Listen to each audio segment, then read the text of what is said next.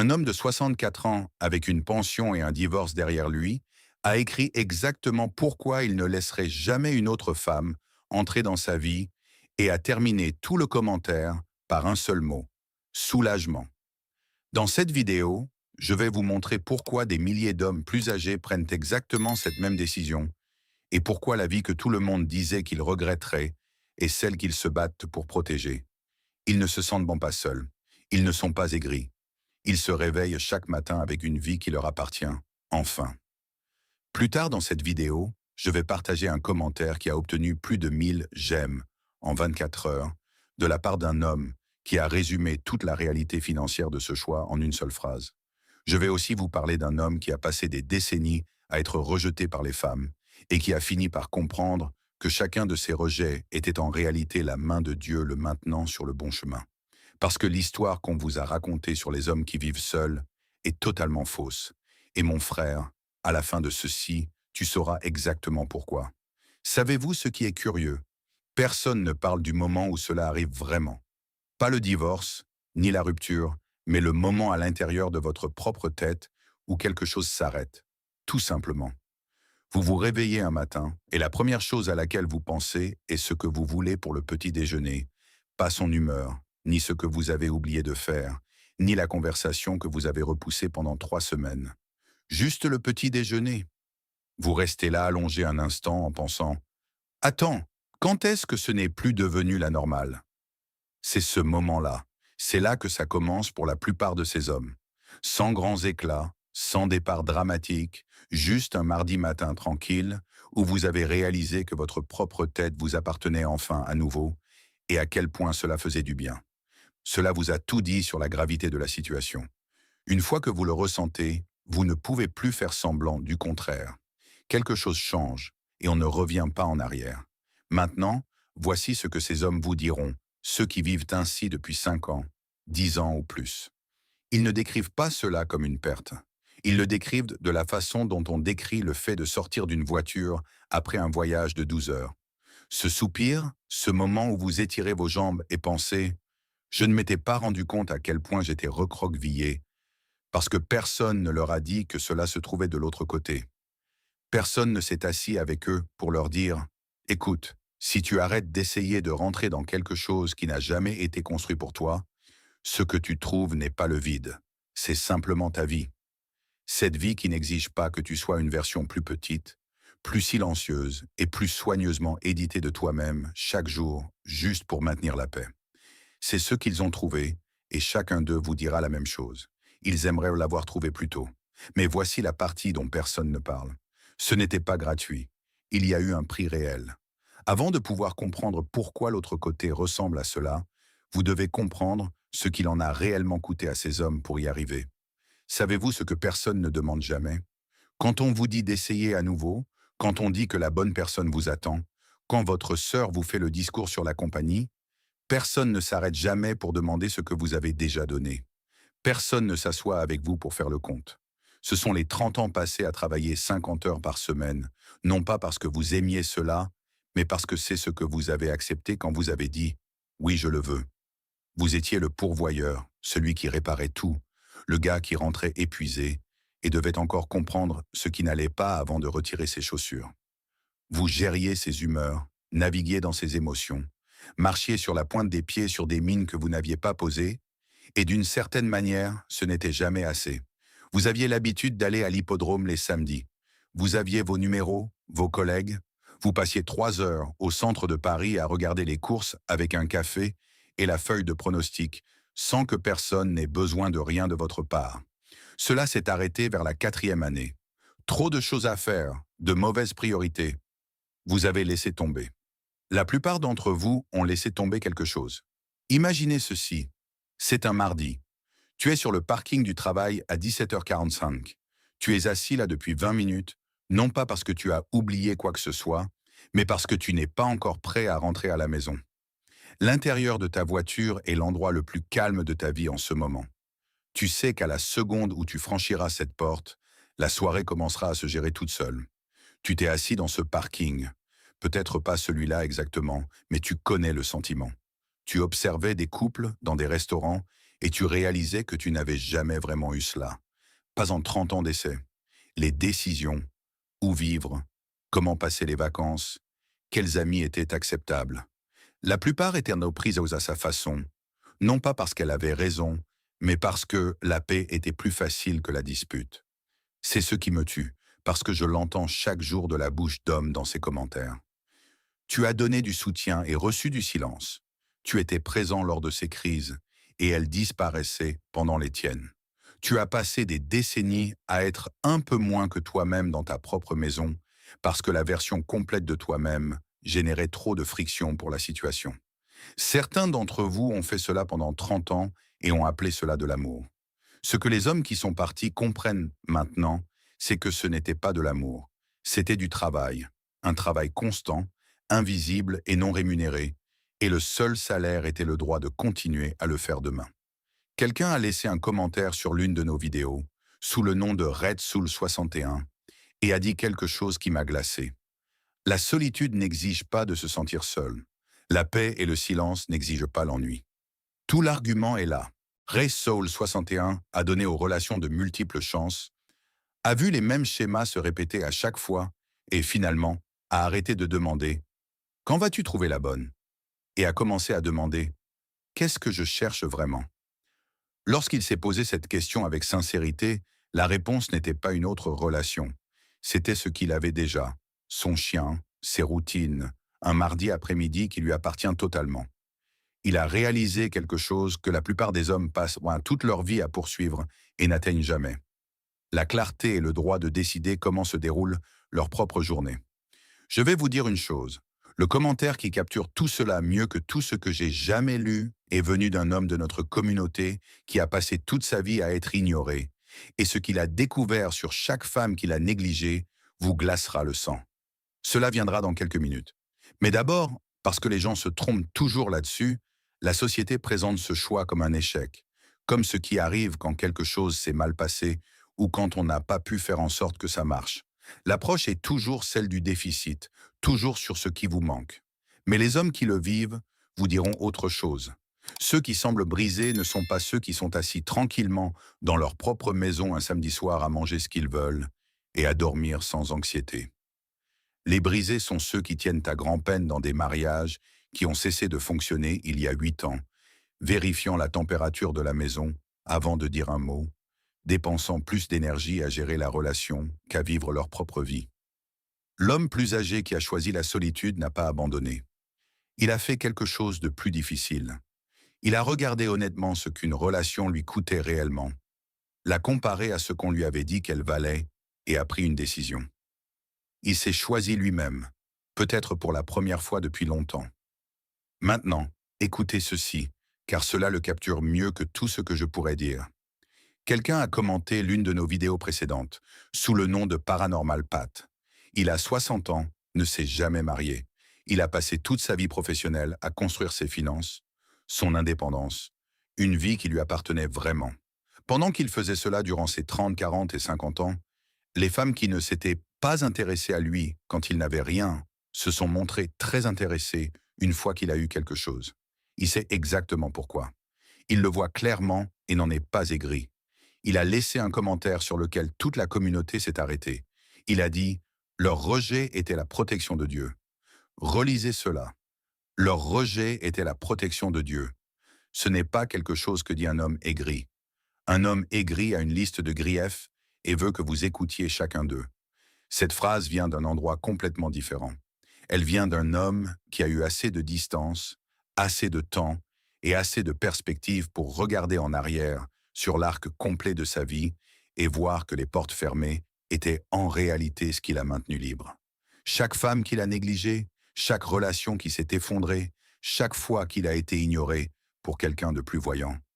Tout était une protection contre des décennies de travail émotionnel, de financement du style de vie d'une autre personne, de la lente réorganisation de soi qui se produit dans les relations qui ne correspondent pas. Il n'a rien perdu. Il était préservé pour quelque chose de mieux. C'est de la sagesse, celle qui ne vient qu'en vivant assez longtemps pour voir l'arc complet. Une fois que cette clarté s'installe, une fois que vous avez fait le bilan émotionnel et que vous avez fait la paix avec cela, Quelque chose d'autre se précise, quelque chose de pratique dont ces hommes ne parlent pas en public, mais auquel ils pensent absolument en privé. L'argent. L'un des hommes de notre communauté a dit quelque chose qui a recueilli plus de 1000 j'aime en moins d'une journée. C'est incroyable le peu d'argent dont j'ai besoin quand je n'ai pas de femme dans ma vie. 1000 personnes ont cliqué sur j'aime parce que 1000 personnes savaient exactement ce qu'il voulait dire. Il ne se plaignait pas. Il était sincèrement surpris. Personne ne vous raconte cette partie. Personne ne s'assoit avec vous pour vous expliquer à quoi ressemble réellement le côté financier de la solitude. Pas la version terrifiante qu'ils utilisent pour vous tenir en laisse, mais la vraie. Quand on retire un partenaire de l'équation à 60 ou 65 ans, il se passe quelque chose avec vos finances pour lequel la plupart des hommes ne sont pas préparés. Elles deviennent plus simples et plus légères, non pas parce que vous êtes avare, mais parce que les frais généraux qui accompagnaient la relation disparaissent silencieusement. Vous ne vous rendez pas compte de ce que cela vous coûtait jusqu'à ce que ce ne soit plus là. Pensez à ce qui change vraiment. Il n'y a pas de style de vie d'une seconde personne à financer, pas de vacances choisies selon ses préférences, pas d'événements auxquels assister par obligation, pas de cadeaux pour des personnes que vous connaissez à peine. Cette lente dérive financière vers des dépenses qui servent la relation au lieu de servir votre vie réelle s'arrête. Il y a un homme dans notre communauté avec une pension de 15 000 $ par mois qui pourrait vivre extrêmement bien. Il nous a raconté qu'il dépensait presque 3 000 $ de cette somme chaque mois dans la relation. Dîners au restaurant, voyages qu'elle choisissait, cadeaux pour sa famille et entretien financier général. Quand il a pris du recul, ces 3 000 $ n'ont pas disparu. Ils sont allés ailleurs. Il est allé au Portugal 2 fois et a passé 6 semaines en Asie du Sud-Est depuis lors. Non pas parce qu'il est devenu riche, mais parce qu'il a arrêté de payer une taxe qui ne lui rapportait aucun bénéfice. Cette histoire n'est pas inhabituelle. Les chiffres varient, mais le calcul est toujours le même. Soustrayez la personne qui dépense votre argent et soudain, il y a de l'argent. Ces hommes ne se privent de rien, ils réorientent. Chaque dollar qui servait autrefois à maintenir une relation construit maintenant quelque chose qui leur appartient vraiment.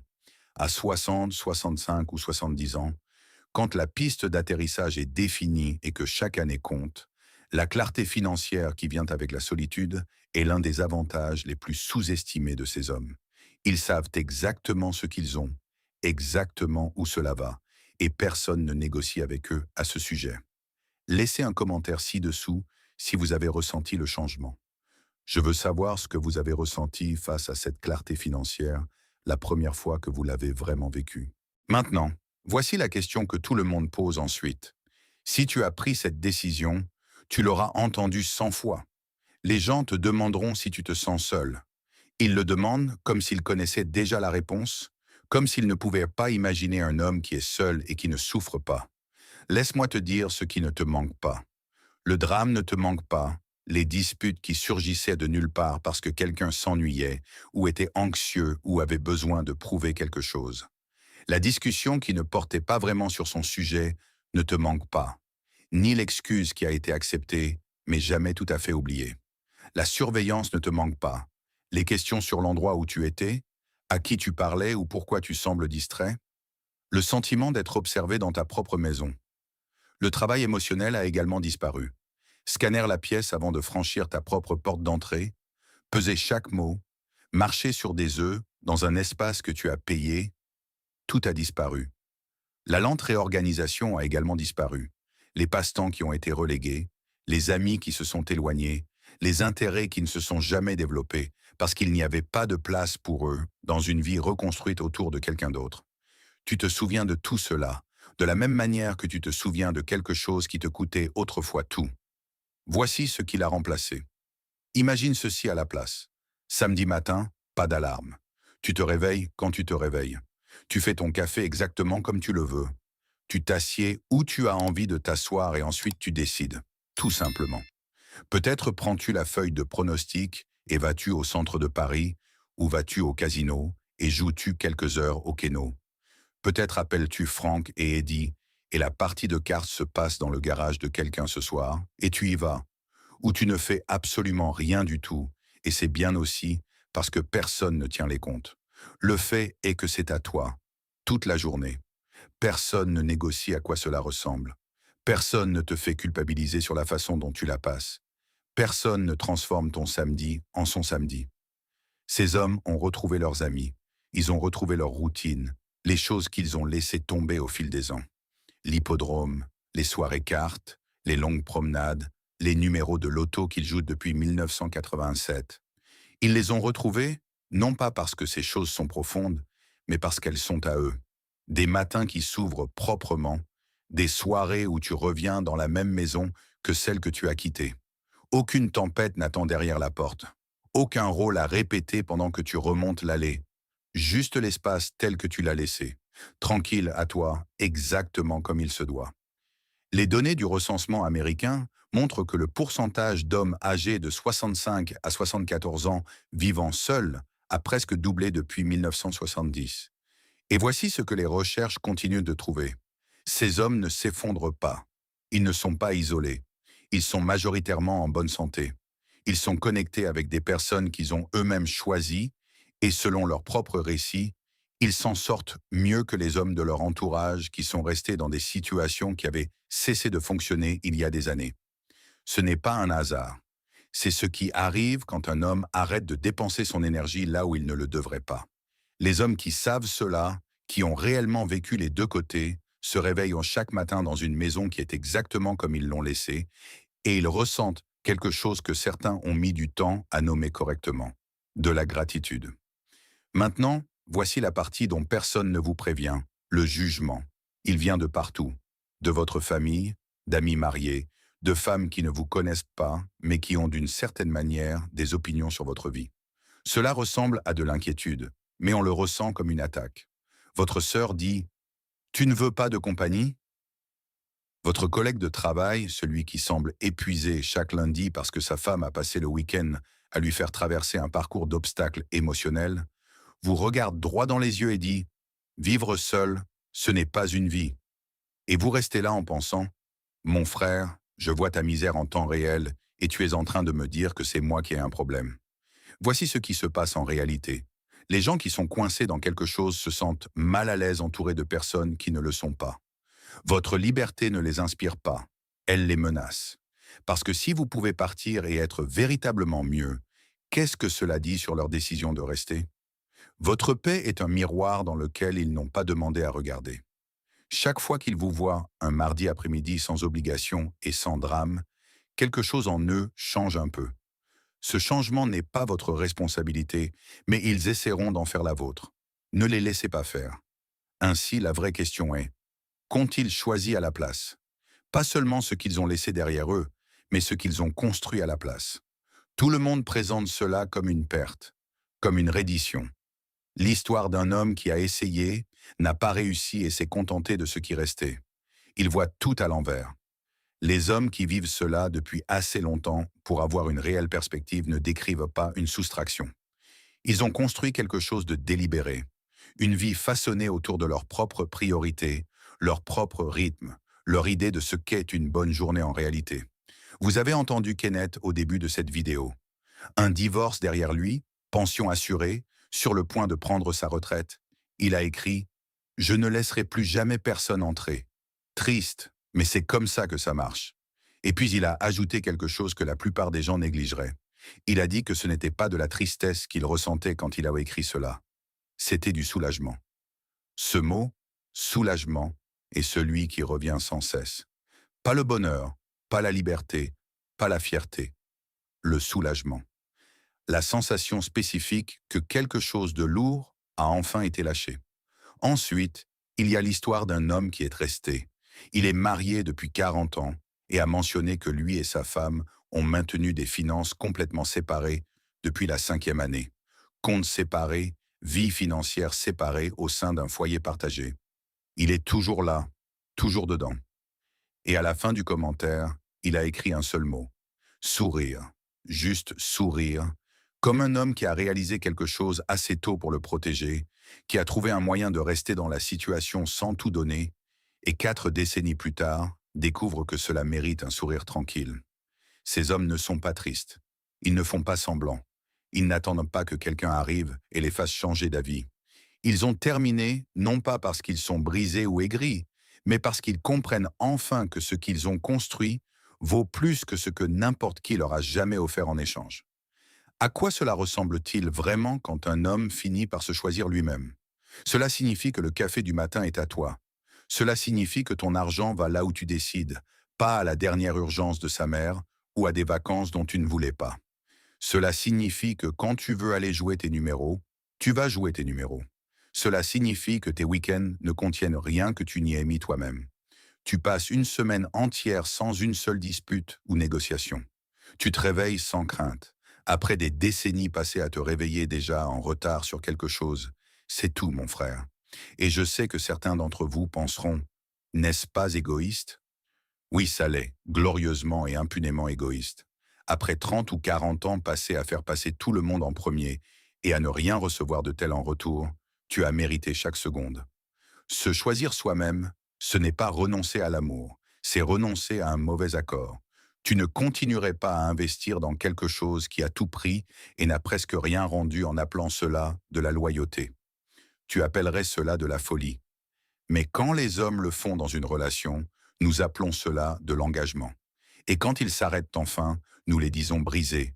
Ils ne sont pas brisés, ce sont les personnes les plus sensées de la pièce. Si tu as déjà pris cette décision, tu le sais. Tu sais ce qu'on a ressenti ce premier matin tranquille.